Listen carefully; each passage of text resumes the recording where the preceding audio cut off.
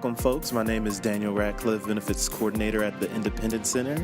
And I'm Rebecca Michael, I'm the Advocacy Manager for the Independent Center. And this is the Independent Center podcast. Today, we'll jump right into it. We are honored to have our guest today, who is not only just a beautiful spirit, but a wealth of knowledge. We are lucky to have her at the Independent Center. She has been more than a coworker, a friend, and I am glad and happy to introduce Miss Jennifer Butcher. Hi. I wish we had the round of applause Hi, button Daniel. right now. I'll give you the round of applause. And you could call me JB. That's what my buddies by. call me. That does help us because we do refer to JB Right. as JB. So during the podcast, we'll likely ask her to say something. Right. And then you would understand why we're calling her JB. You bet. Right. So we have you here today to discuss a topic that is very important to the community of individuals with disabilities, and something that is very much so always on the table, and that is employment for individuals with disabilities.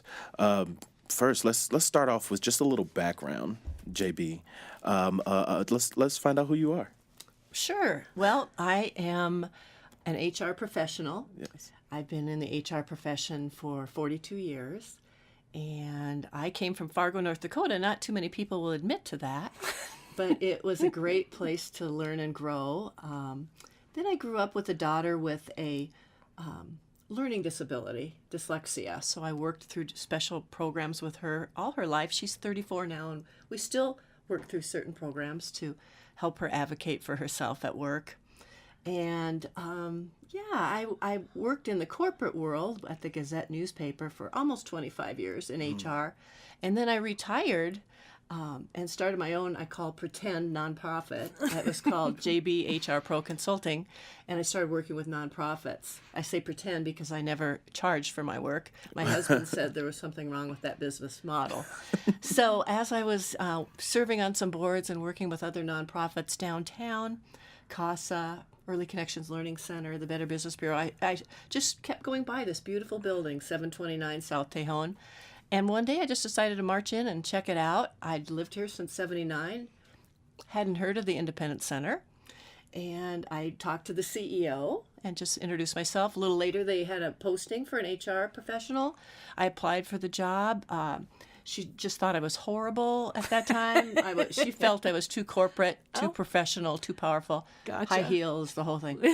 So I think a few HR professionals later, she reached out to me and said, hey, why don't you come in and talk to us again? And so the rest is history. You were memorable. Right. But it was a great decision. I for the last 7 years, I've gone to Fun every day because it's such a valuable organization we work for. Isn't that cool? Because very similar to Daniel's story, that someone remembered your skill set and remembered you and said, hey, come back in and let's talk to you. Yeah. Yes. So that's amazing. Yes. That was very cool. It is. It is very cool. So with that, I've learned a little bit more about you just in that, and that's so awesome. That is great. So let's get into the meat of things here. So.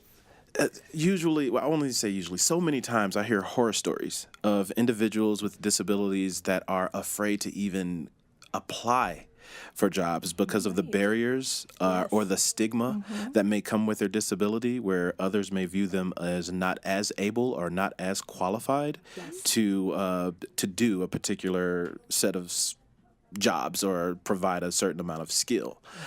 For individuals that are seeking employment, what are some tips that you could give them while looking for a job? What should they consider? All right. Well, that's so easy. Easily said, I should say. Probably not easily for the candidate or the applicant. But most HR professionals look at the individual, regardless of ability or disability. I wouldn't have known 7 years ago that 75 to 78,000 people in El Paso County are persons with disabilities. Yeah. But when someone does have a disability, I think it's important for them to know they should advocate for that in the interview process. If they need a certain accommodation during the interview, it's incumbent on the employer to provide that. I just find that it's really kind of the onus is on the candidate or applicant, whatever you want to call it. But the employer, there's the onus on them to be receptive to the needs they might have to Sure. interview for the position. Right. Sure. So how, with that being said, how important is presentation for an individual, for any individual, whether disability or non-disabled? How important is presentation when seeking employment? Okay.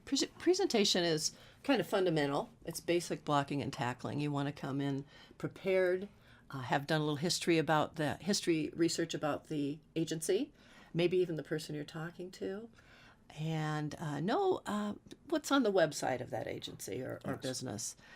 But, I always say, and I really believe this, folks won't often remember exactly what you say, but they'll remember how you made them feel. Right. And if you have a really good collegial conversation with the HR professional, that's really where it's all about. And just be open and advocate for themselves, have that confidence, and know that the HR professional is looking for that, someone that feels confident in their own skin. Yeah. Right. Yeah, that does make sense.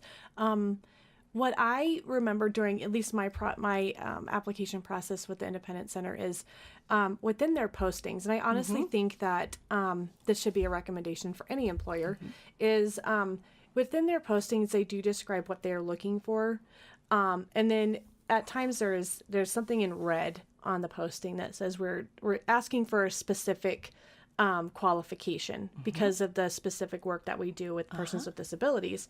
That doesn't necessarily disqualify someone if they don't have a disability. However, being able to take that information and go, okay, I need to respond to it in the proper form that they're asking for. So, just understanding that they're asking for a cover letter and really looking at the posting and following the instructions that are provided. So exactly, Rebecca, that's so key, and we do look for that when we ask for a cover letter. If we don't get a cover letter, we just zip right past that candidate. Right. We ask that the minimum qualifications are addressed in the cover letter and follow up on that. But to that point, also in the posting, it's very important that candidates know that we will make a reasonable accommodation to empower the most qualified candidate to perform the essential functions of the job. So, for example, if it says you must traverse around the county from meeting to meeting, that doesn't say you have to drive. Correct. That means we will figure out a way to get you there, or you will suggest some ways for that too. So we work very hard to accommodate a candidate to empower them to succeed at the job as it is posted. I almost got goosebumps. Right. Definitely. And that's on all our job descriptions as well. Yes. So yeah. Yes, definitely. And so after we look at the presentation and hopefully individuals would know to, dress fairly well. You don't have to put on a Calvin Klein suit, which, wouldn't be bad if you did, but, We're not saying it's required. Comfortably casual. That would be the turn. Yeah. And you know what? Clean and neat is really the key. I don't want fancy. I learned a long time ago, you can't judge a book by its cover. Yes. So people come from different areas and worlds and economic areas, and it's just not important. Just like we look beyond that, it's just not that important. But clean and neat's important, Daniel. Yeah. So let me ask you, if I came into an interview with 3 big chains on and diamond watch, would that kind of turn you off as an HR person? Would you say, maybe you need to tone that down a little bit, or would you say, hey, bring it on, bring all the bling? You know what? Maybe it's my age group. It doesn't bother me a lick. Tattoos also, oftentimes a very visible tattoo will take a minute to adjust to, but it's, that's personal. It's okay. That's fine. Clean, neat, polite, sense of humor. Yes. Prepared. Awesome. That's what we care about. So after an individual has become employed, what are some tips that you can give an individual that may not have advocated? Because I hear many stories that, I don't want to tell them up front that I have a disability or a need for accommodations. I want to wait until I get the job so they'll hire me. What would you tell that individual to do? Well, I'm going to back up a bit because once they're hired, they're in a new hire orientation. with the HR team, and one of the things we go over with them is the reasonable accommodation request process. And we say whether you have a disability now or you develop one later in life during your employment here, just know that we're partners, and you and your supervisor can sit down and have an interactive conversation and talk about what is necessary to be successful. Something as little, this is such a minor disability, but recognized as one, as my chronic migraine syndrome. Yes. And this is the first organization where I felt comfortable saying to my boss, I could be more productive if we turn the overhead lights off in my office. Can I haul in a couple desk lamps? She said, of course. We're happy to do that. We go through a 5-step process with the employee. After they've recognized and advocated for themselves, or if the supervisor has recognized that they may be struggling in some area, we'll offer an accommodation. Since I've been at the agency, I have documented 42 reasonable accommodations that we've provided to our associates in the building. That's awesome. So that, we have only about 78 in the building. So about, you can see the dynamic here. Right. And I will tell you something as well. Employers don't need to be afraid of this, because the large majority of those 42 cost nothing to do. Right. It was simple as a glare screen for my monitor, gluten-free food at the meetings, Yes. Just simple stuff. No Right. dogs allowed unless they're a service dog. Sure. Can I wear tennis shoes? Yeah. Can I drive my own vehicle because it has hand controls? Also so simple. Yes. But then we really advocate for that. And during the interview hire process, as I just talked about, we also include in our offer letter to please ask for an accommodation for the orientation. So we kind of set the tone Right. that we're here. Let us know at least 2 days before your new hire orientation what reasonable accommodations you might need. We'll make it happen. Right. But the employee does have to feel confident enough to advocate. Sometimes we're pretty good at sensing, but we're not mind readers. Understand. So the word of the day is confidence, confidence, confidence. Yes, and advocate. And advocate. Yeah. Self-advocate. Yes, yes. And if anyone has issues with or doesn't know how to advocate for themselves, we offer, this is a shameless plug, we offer advocacy classes. We are sitting with, Rebecca is the advocacy manager. Right. So if you have questions, contact the Independent Center if you need a little help with that.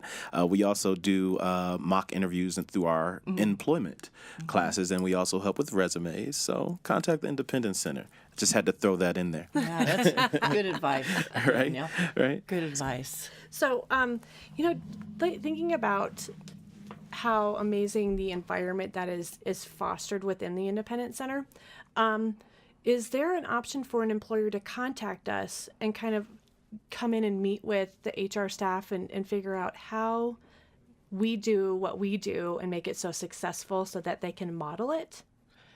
That's a great idea. We haven't probably broadcasted that as much as a way I did it a little bit, guerrilla marketing. I'm Gotcha. involved in many HR professional groups, know many of the HR professionals in Colorado Springs, and through those groups have offered this option. And I also have held some of the meetings at the Independent Center.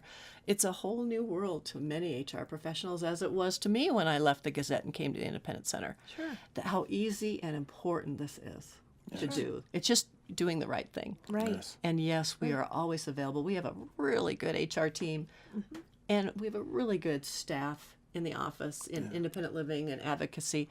All of us would be more than happy to have a cup of coffee with an employer, have lunch, come in for a tour, and explain that this is the right thing to do, and also quite easy. Yeah. Very cool. And statistics show that individuals with disabilities may need accommodations, but usually they are willing to go above and beyond to maintain their job. Yeah. Usually. That's very true. Yep. Yeah. So I did want to just let's step back just a little bit. What if an individual, their first job, they just started with their first job and they're still working on their first day of work, and what kind of paperwork they should be prepared for? Oh, okay. Yeah. Oh, my goodness. We kill a few trees in HR, I'm afraid.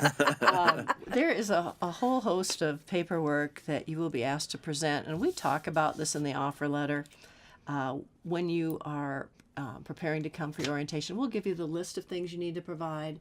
Many are compliance issues that you will never have to do again, having your driver's license or a Colorado ID and then a social security number or something else that authorizes your employment. Or maybe if you are fortunate enough to have a passport, that'll cover everything. So we'll ask for that. There is also something that is a surprise to many, and that because we work with individuals at risk in our home health division and IL, that there is a TB test that you'll get on your first day. Sure. Often when our nurse walks in with the needle, they all look at kind of. So we let you know in the offer letter, but it's just it's a subdural little poke. But yeah, there's important things like that. But paperwork, your resume. If you don't have a fancy resume, no worries. We have an application. Fill that out instead. We'll take care of that. Mm-hmm. And then there's the background checks and the reference checks and so forth. So it's good to be prepared with 2 or 3 people that we can use as your reference so that we can contact. It's typically someone that's seen your work in a capacity of oversight. Maybe it's somebody at church. Maybe it's a neighbor's parent, whatever. Doesn't have to be a whole list of employers, and then a peer and somebody that you've worked with in that capacity. So yeah, just to kind of have that in your pocket. And if you don't have it when we get to orientation, particularly with the all that compliance documentation I mentioned, we have 3 days to pull that together. So if you need to go get a copy of something, or your parents have it in some box somewhere, we'll take care of it, and we help you. We'll walk you through that. We've never turned anyone away. We get that all taken care of. Nice. And I'm sure our community is highly grateful for that. I want the nation to know this. What percentage of individuals at the Independent Center identify with a disability? Well, in our independent living division, it's over 51%. Wow. And that's amazing. When I started, I don't say, oh, you are in that 51%, you're in that 49%. It's just not important. Mm-hmm. But as well, because everybody delivers such phenomenal work. But in addition to that, our board of directors, 51% are persons with disabilities. Wow. Right. My boss, our CEO, is a person with a significant disability. Mm-hmm. I learned in short order that she reads my lips to communicate. Mm-hmm. So whispering in her ear during a meeting was not very productive. Right. So she would take my chin and put my face in front of her so that we could talk. Right. Yes. Mm-hmm. So awesome. It's really exceptional. Wow. But we don't. It's not like you have a little sign on your door, 49% or 51%. Yes, that's true. We're all helping move this agency forward. Definitely. Yep. I wanted that stat out there for individuals that may be listening to feel that, just because you may have to do things differently, it does not mean that you are not capable or qualified, that there is a place, a home for you. Absolutely. Yeah, right. Definitely. That's a good point, Daniel. Yep. And with our employment department, we also work with individuals that go through the Division of Vocational Rehabilitation. And in the employment classes and in their mock interviews, we also work with individuals to get their comfort level up and make sure that they're presenting so that they are able to convey what kind of awesome individuals they are. Yes. So with not only with an HR department that is looking at the whole person, not just you're gonna fit into this position, but you're also allowing the whole agency to look at what the process looks like so that we can educate our consumers moving forward so they have the confidence in order to get a job and continue to live independently. Yes. So, and to that point, when we have DVR clients working with our employment division in IL, oftentimes we'll bring them on as interns or volunteers so that they can kind of, test out what this working environment looks like in a very safe place. Yeah. Yes. Yeah. It's really an amazing environment to be in, and it's like nothing I've ever worked in, because I have worked in government agencies and then also in private entities, and there's just no way to describe how different it is. Family is the best way I can describe it. Absolutely. That's a good. Yeah, that's the best really way. Good word. Yeah. Mm-hmm. Yeah. So if we could bullet point, and sum up what we've talked about today, JB. What would be some thoughts you want to leave with individuals that may have a disability seeking employment? Well, I think the first bullet point is just do it. Have that confidence. Yep. Just do it. Get your documents together. Prepare a simple resume and get out there in the community. And one other thing that's really important to HR professionals when they seek new team members is that they have been volunteering and yeah. working in the community, holding themselves out as somebody that's a contributor. Yes. So that would be the bullet points, I think. Awesome. Very cool. Yeah. And just once again, another plug. Yes. If you're an individual that is receiving federal benefits, please contact the Independent Center if you are unsure of whether or not employment will affect your benefits negatively or positively. You could reach out to us. We have a benefits department. I am the coordinator. I work alongside Susie Arnold, and we will map it all out for you so you do not have to be afraid. You do not have to be afraid. Right. So, because we like to make sure that consumers, as they listen to our podcast, have resources to go back and kind of examine for themselves, is there a particular website or document that you would recommend for consumers to help prepare themselves? No? I believe our employment does. Yes. Because the reason why I ask is because when I think back at my first job, my employer probably wasn't the most educated. Let's just put it out there. Right. He would constantly tell me that wasn't confident in my ability to interact with consumers because I couldn't see them when I turned my head to the side. And this was a fast food place. Let's give him a thumbs down right Yeah, now. totally. I don't even think they're open anymore. But regardless, and so, what I remember thinking is, I don't know what to do if I feel that, am I within my rights to say you can't talk to me like that, or I feel like you are throwing me into a position where I have to quit because you don't have confidence in my work. And so I think with employment classes, and understanding what your rights are as an employee, saying, I do believe I can be a contributor. How would you recommend someone have that conversation with their employer? I just thought of something that might be helpful. When I first came to the Independent Center, I really had a learning curve. Sure. And so I reached out to the local ADA center to learn more Yeah. about what was required, what was good business practice from both the employee and the employer perspective. I believe, in addition to the Independent Center as a great resource, also the local ADA center, I would suggest people reach out to them as well. They're very receptive to helping, whether you're an employer or an employee. Yeah, the Rocky Mountain ADA Center here in Colorado Correct. Springs.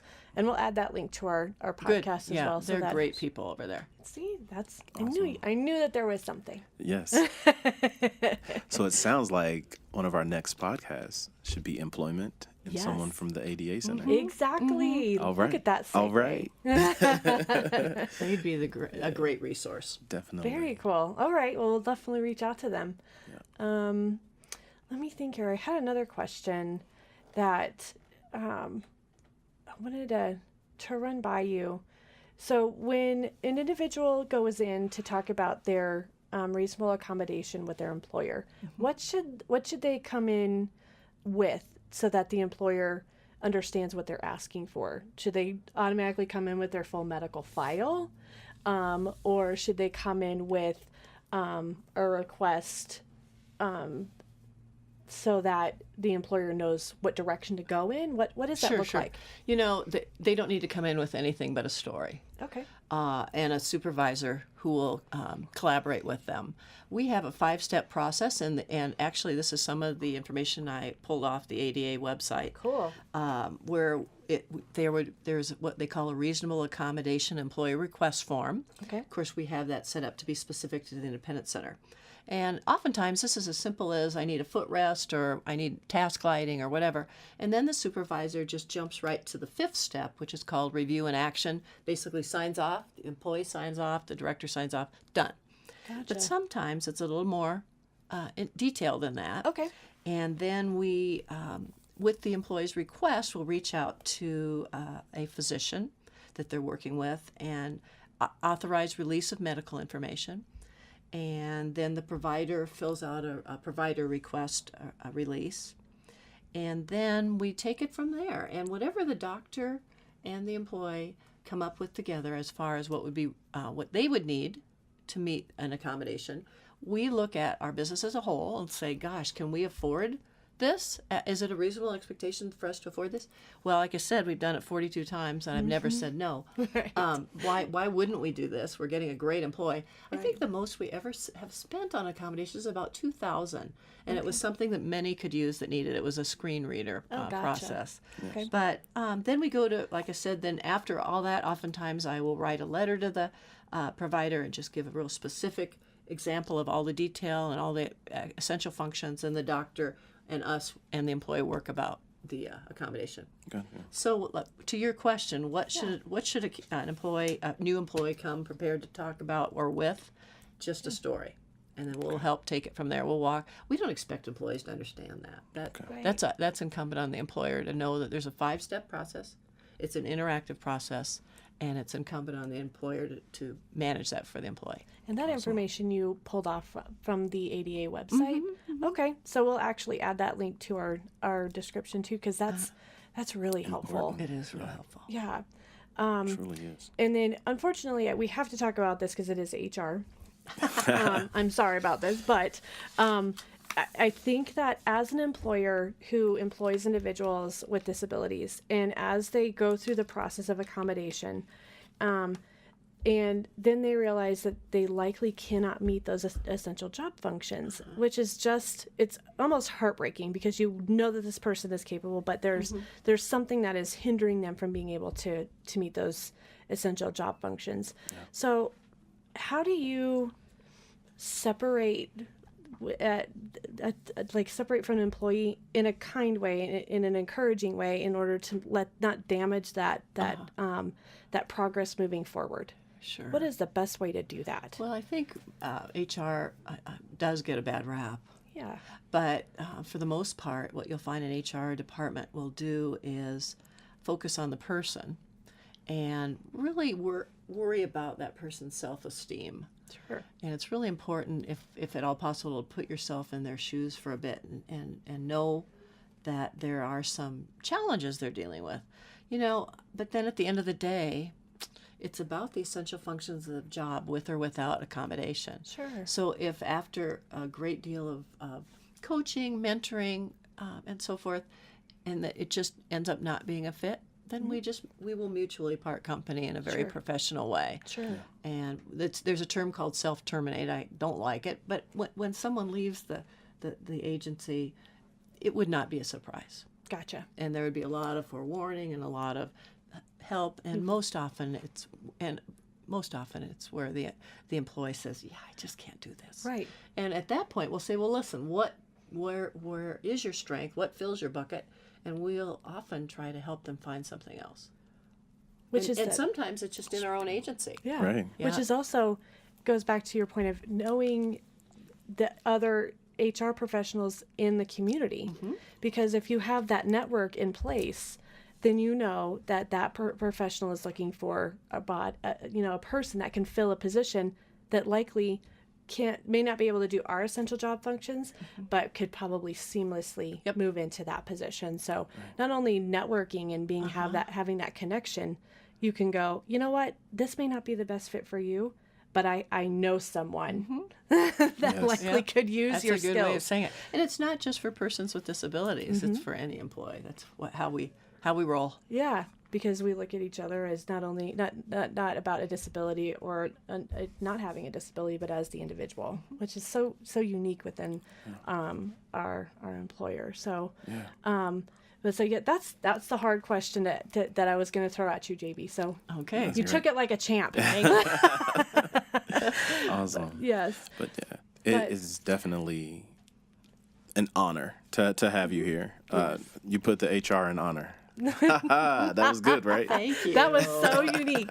And just so that those that are hearing this, likely this will be released after JB leaves us, because JB has put in her years of service to us Teardrop. and are leaving us. Yeah. I am. Oh, I'm so sad. I'm retiring next Friday. Yes. So you will get this podcast probably after, of course, she leaves, but we wanted to thank you. And, Thank you. I really, really was trying to get you in before you left us because I think that your knowledge of not only our agency, but your coworkers and the family that we have within the IC is so valuable. And I really hope that our listeners heard your passion and your compassion for your coworkers. And I truly appreciate it. I've gone into JB's office, closed the door, and just said, "Oh." Yep, me too.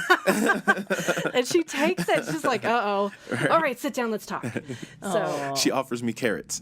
Well, I've never gotten a carrot. Now I'm jealous. You got to say you're hungry. You got to advocate.